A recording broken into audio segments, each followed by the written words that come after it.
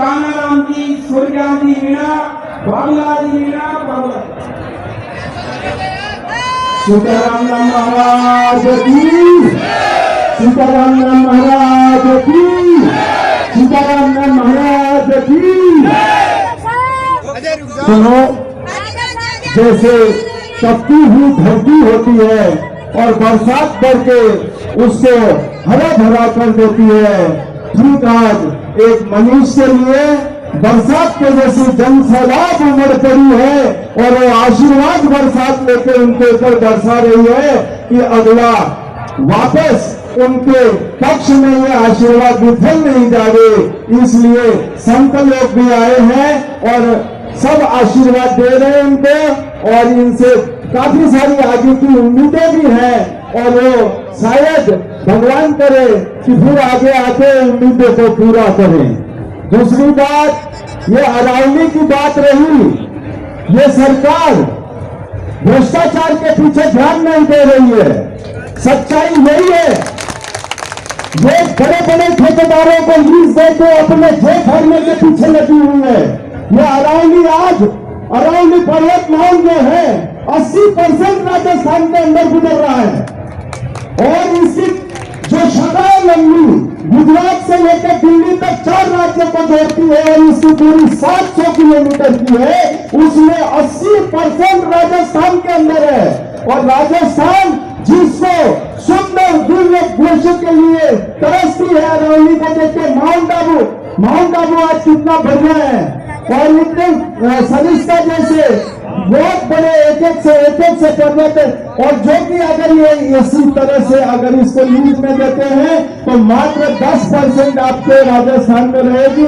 और आज जो पहाड़ी को टकरा के वातावरण आपके अंदर बरसात गिराता है, अगर कल कोई ये अगर टूट गया तो ये समझ लेना कि यहाँ राजस्थान बाड़मेर की जैसी अवस्था हो जाएगी, जैसलमेर की जैसी अवस्था हो जाएगी, जहां आप धूल फाकते रह जाएंगे और कुछ नहीं रह जाएगा।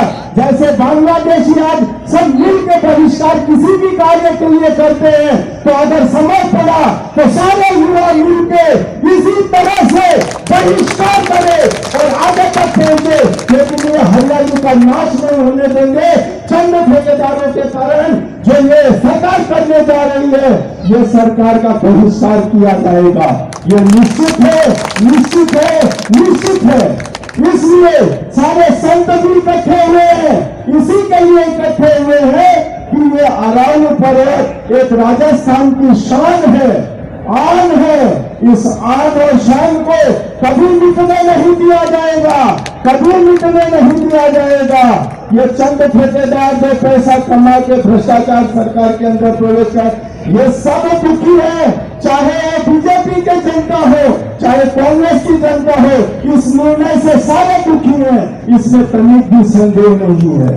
और एक दुखद की सपना है जो बांग्लादेश के अंदर अपने हिंदू को मार के और उल्टा लड्डा को चला दिया गया है। ऐसे बांग्लादेशी को बहिष्कार करने के लिए सरकार क्या कर रही है, कहां आवाज उठा रही है? हिंदू का नाम लेने वाली है सरकार क्यों नहीं आगे आ रही है? आज क्यों नहीं आ रही है आगे? खाली बात करते हैं, हिंदू के मत लेने के चक्कर में पड़े हैं, लेकिन हिंदू का जब ऐसा समय में आता है तो उसके लिए क्यों नहीं आगे बढ़ रही है सरकार? उसको आगे बढ़ना चाहिए।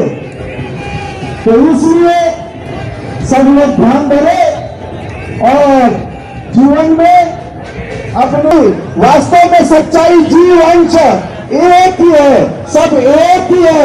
इस एक सूत्र में सबको बांधे ताकि विशाल शक्ति से ये इलाका उभर जाए और इस इलाके में मनीष भाई के लिए तैयार रहे। मैं सही कहता हूं क्यों? क्योंकि उनके अंदर शुरू से ये देखते आ रहे हैं